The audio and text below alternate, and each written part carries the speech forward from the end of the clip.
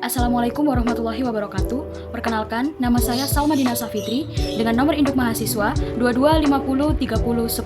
22503010111054 dari kelas H Kewirausahaan, Program Studi Administrasi Publik, Fakultas Ilmu Administrasi Universitas Brawijaya.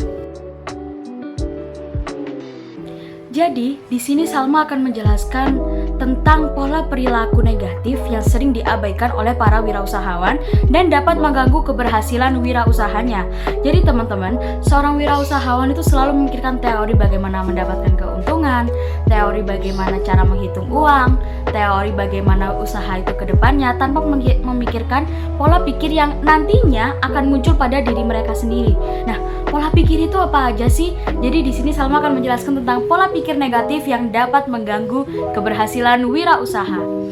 Yang pertama adalah pola pikir limiting belief, di mana pola pikir ini itu kecenderungan untuk membatasi diri kita untuk mencapai potensi yang maksimal. Artinya dia tidak mau keluar dari zona nyaman. Jadi dia hanya stuck di situ dan dia tuh takut teman-teman. Dia tuh takut karena ntar kalau ini bangkrut bagaimana?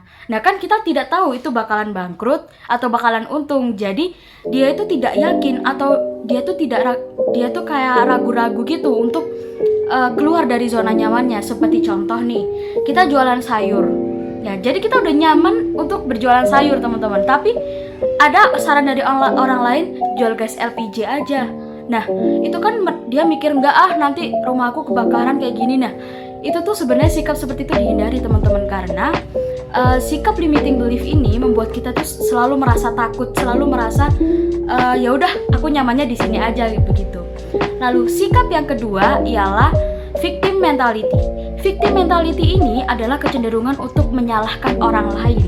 Nah biasanya itu dilakukan atau biasa banyak ditemukan itu ketika wirausahawan satu bekerja sama dengan wirausahawan lainnya, dan apabila wirausahawan ini yang satu ini bangkrut gitu ya, itu akan menyalahkan wirausahawan yang bekerja sama dengannya atau partnernya gitu.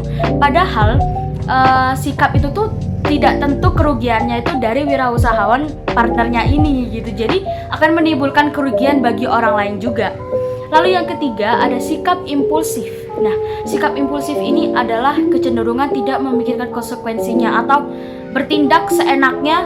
Ya udah ntar resikonya bagaimana itu tidak dipikirkan teman-teman. Nah, biasanya orang-orang yang impulsif itu selalu mencari pelarian. Jadi kayak mereka tuh takut gini, setelah menerima konsekuensinya mereka bakalan gini. Pokoknya intinya mereka takut gitu. Nah, ketiga sikap itu sebenarnya harus dihindari teman-teman. Karena apa? Apabila sikap itu muncul dari dalam diri kita, otomatis wirausaha yang kita kembangkan itu juga bakal tidak berhasil gitu. Jadi, kita tidak boleh ragu-ragu dan harus yakin pada diri kita bahwa kita bisa mengembangkan wirausaha. Dan yang kedua, kita tidak boleh menyalahkan orang lain karena semua rezeki itu pasti diatur sama Yang Maha Kuasa. Dan yang ketiga, kita harus memikirkan apa yang akan kita perbuat dan harus memikirkan resiko ke depannya agar kita bisa bersiaga dulu. Intinya kita bersiap-siap dulu untuk menerima konsekuensi yang ada. Nah, Salma punya tips nih teman-teman buat teman-teman yang ingin menghancurkan pola pikir yang keluar dari diri sendiri yang dapat merugikan keberhasilan wirausaha. Yang pertama ialah prosperity consciousness. Jadi gini, pemikiran ini tuh seperti contoh ya, ketika teman-teman pengen punya iPhone. Ya, ketika teman-teman punya iPhone dan melihat teman lainnya tuh pakai iPhone. Jadi kita harus berpikir bahwa kapan saya punya iPhone, gimana caranya saya beli iPhone gitu. Bukan malah menghina, cuma iPhone doang, paling juga kameranya jelek, bagusan Android, fiturnya juga bagusan Android. Nah, kita tidak boleh menghina seperti itu teman-teman. Karena sikap seperti itu tuh juga sebenarnya jelek banget karena kita menghina seseorang. Nah kan dia mampu untuk membeli iPhone. Jadi kita tuh harus punya pikiran, kapan saya punya iPhone, gimana caranya saya punya iPhone, begitu teman-teman. Lalu yang kedua ada sikap inward looking. Jadi inward looking ini kita melihat atau berkaca dari diri kita sendiri gitu. Gimana caranya kita dapat duit buat mengawali usaha itu.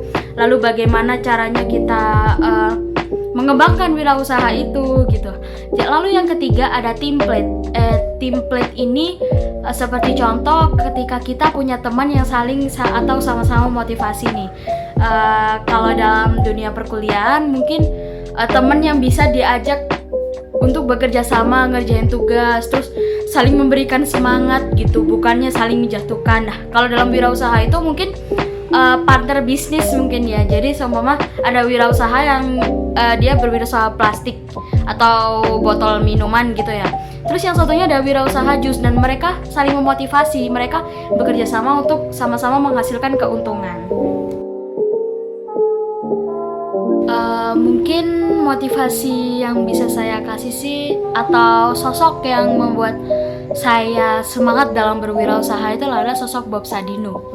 Jadi teman-teman, Bob Sadino ini memiliki kalau kalian baca judul atau baca bukunya, jadi judulnya aja udah terpampang belajar goblok dari Bob Sadino gitu kan.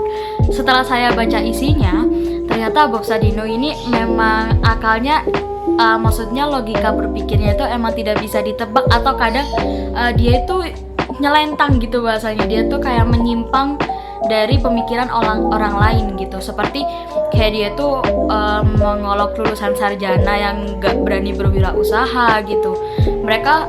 Dia tuh cukup respect dengan orang-orang yang ada di jalanan yang mereka mau memulai usaha atau lulusan SMA yang mau memulai usaha. Jadi dia tuh kayak mengejek lulusan sarjana gitu teman-teman. Nah, sosok ini tuh juga memiliki pemikiran wirausaha yang dibilang gak masuk akal gitu buat wirausaha lainnya gitu. Banyak kritikan-kritikan yang diberikan olehnya, padahal apabila kita baca bukunya lebih dalam lagi atau baca ceritanya di Google dan lain-lain, sosok Bob Sadino ini adalah sosok wirausahawan yang sangat-sangat sukses. Mungkin dari usahanya yang pertama dia jualan anggrek, jualan telur, lalu membuka camp farm. Pokoknya intinya dia memang ahli di bidang pertanian gitu, dan sampai sekarang usahanya juga masih berkembang. Nah, Bob Sadino itu memiliki pola pikir yang menurut saya cukup positif, karena yang cukup bikin saya kagum ialah ketika ia ingin memberikan perusahaan itu kepada siapa gitu. Dia tidak ingin memberikan kepada anaknya, karena waktu itu kan dia hidup di zaman Pak Soeharto ya. Jadi dia memikirkan bahwa apabila dia memberikan usahanya itu pada anaknya, itu termasuk tindakan nepotisme gitu. Jadi dia justru mempercayakan perusahaannya itu kepada karyawannya atau anak buahnya. Nah, pemikiran-pemikiran seperti itu tuh yang membuat saya cukup tercengang, karena saya sendiri juga apabila saya punya perusahaan, saya akan wariskan kepada anak saya gitu, bukan saya akan memberikan kepada anak buah saya atau orang lain yang nggak saya tahu gitu. Tapi beliau mempercayakan itu kepada karyawannya, karena menurut beliau karyawan-karyawan itu berjasa dalam suksesnya wirausahanya gitu. Jadi teman-teman itu harus punya motivasi, harus punya pola pikir yang positif dulu apabila ketika memulai wirausaha. Jadi jangan di tengah-tengah teman-teman pasti ada memunculkan pemikiran negatif, tapi kita coba berpikir positif dulu, dan insya Allah wirausaha itu akan berkembang dan sukses apabila teman-teman terus berpikir positif.